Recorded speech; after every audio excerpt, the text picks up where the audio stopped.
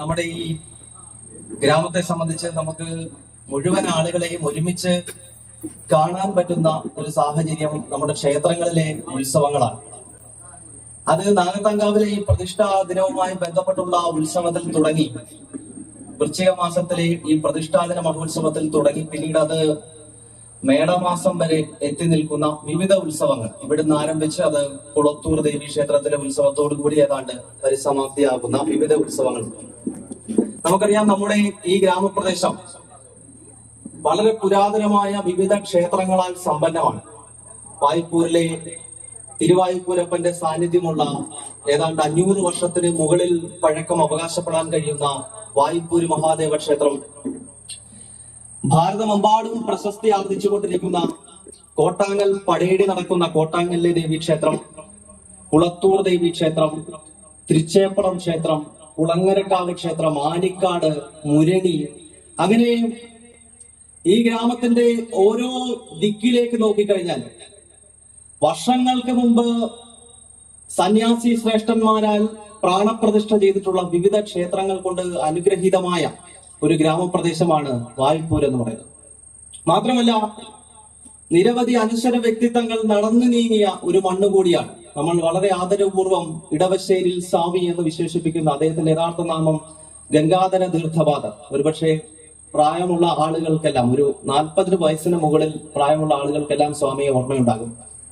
കേരളത്തിന്റെ വിവിധ ഭാഗങ്ങളിൽ നടന്ന ഹിന്ദു നവോത്ഥാന പ്രവർത്തനങ്ങൾ, അതിന് വായ്പൂരിന്റെ മണ്ണിൽ ചുക്കാൻ പിടിച്ചത് സ്വാമി ഗംഗാധര തീർത്ഥപാദർ എന്ന ഇടവശ്ശേരി സ്വാമിയായിരുന്നു. അങ്ങനെയുള്ള സന്യാസി ശ്രേഷ്ഠന്മാർ നടന്നുപോയ മണ്ണാണ് വായ്പൂരിന്റേത്.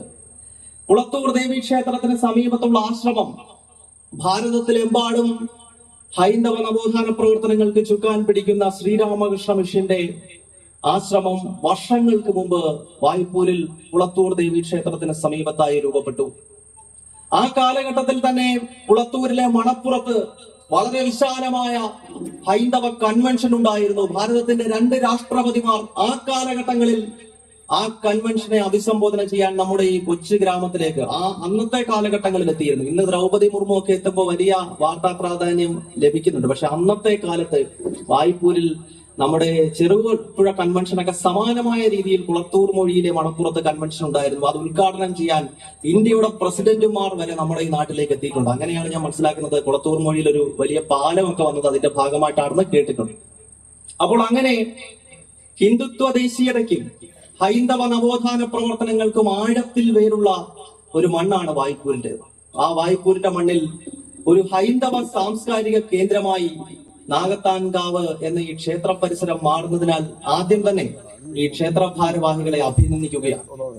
കാരണം ചട്ടമ്പി സ്വാമി തിരുവടികളെ പോലെ, ശ്രീനാരായണ ഗുരുവിനെ പോലെ, അയ്യങ്കാളിയെ പോലെയുള്ള നവോത്ഥാന നായകർ പറഞ്ഞു തന്നത് ക്ഷേത്രങ്ങൾ എന്ന് പറയുന്നത് ആരാധന സംവിധാനത്തിൽ മാത്രം ഒതുങ്ങേണ്ടതല്ല, മറിച്ച് സാംസ്കാരിക കേന്ദ്രങ്ങളായി നമ്മുടെ നാട്ടിലെ ഓരോ ക്ഷേത്രങ്ങളും മാറണമെന്ന ശ്രീനാരായണ ഗുരുവിന്റെയും ചട്ടമ്പി സ്വാമിയുടെയും അയ്യങ്കാളിയുടെയും ഒക്കെ ആശയങ്ങൾ, അവരുടെ സ്വപ്നങ്ങൾ നമ്മുടെ ഈ വായ്പൂരിന്റെ മണ്ണിൽ യാഥാർത്ഥ്യമാക്കിയത് നാഗത്താൻകാവിലെ ക്ഷേത്ര ഭാരവാഹികൾ ആണ് എന്ന് ഞാൻ ഒരിക്കൽ കൂടി ഓർമ്മപ്പെടുത്തുകയാണ്. കാരണം ഇതൊരു ആരാധനാലയം മാത്രമല്ല, നമ്മുടെ നാട്ടിലെ ഹൈന്ദവ സമൂഹത്തിന് എപ്പോൾ വേണമെങ്കിലും കയറി വരാൻ കഴിയുന്ന, അവരുടെ പ്രശ്നങ്ങൾ പറയാൻ സാധിക്കുന്ന, ജാതിക്ക് അതീതമായി നമ്മുടെ ഇടയിൽ വിള്ളലുകൾ ഉണ്ടാക്കിയിട്ടുള്ള എല്ലാ കോട്ടകളെയും ഭേദിച്ചുകൊണ്ട് മുഴുവൻ ഹിന്ദു സമൂഹത്തിനും നാഗത്താൻകാവിലേക്ക് കടന്നു വരാനും ഈ ക്ഷേത്ര സംവിധാനത്തിന്റെ ഭാഗമാകാനും കഴിയുന്നുണ്ട്. അതാണ് ഞാൻ പറഞ്ഞത്. ശ്രീനാരായണ ഗുരുവും ചട്ടമ്പി സ്വാമിയും അയ്യങ്കാളിയും ഒക്കെ പറഞ്ഞ ക്ഷേത്രം എന്നത് സാംസ്കാരിക കേന്ദ്രങ്ങൾ കൂടിയാകണം എന്നതിന്റെ ഉത്തമമായ മകുടോദാഹരണമായി നമുക്ക് മുന്നിൽ നാഗത്താൻകാവ് ക്ഷേത്രവുമായി ബന്ധപ്പെട്ട് അതിന്റെ പ്രവർത്തനങ്ങൾ നമുക്ക് മുന്നിൽ നിൽക്കുകയാണ്.